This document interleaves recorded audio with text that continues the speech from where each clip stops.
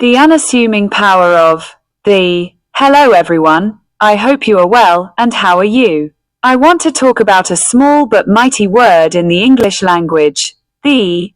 It might seem insignificant. A mere 2 letters we often gloss over, but I argue that understanding its importance and using it effectively is fundamental to clear and precise communication. This is a collection of 200 sentences on the for English and Urdu learners and students. Think about it. What distinguishes "I saw a cat" from "I saw the cat"? The simple addition of the transforms the statement. A cat could be any feline, a random creature encountered. But the cat implies a specific cat, perhaps one we've already discussed. One that belongs to someone present, or even a particular cat we both happen to be looking at. This power of specification is at the heart of the S importance. It acts as a signpost, guiding our listeners' understanding towards a particular noun.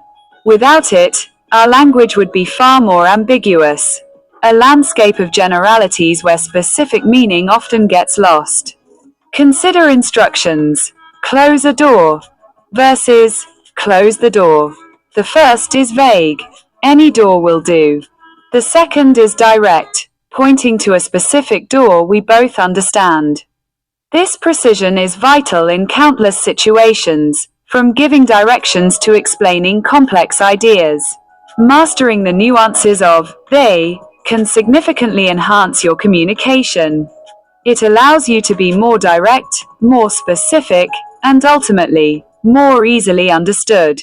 It demonstrates a command of the language that contributes to clearer thinking and more impactful expression. So, the next time you speak or write, pay attention to this small but powerful word. Consider why you're using it, and whether it's truly the most effective choice. By understanding and thoughtfully employing they, we can all strive for greater clarity and precision in our communication. Thank you.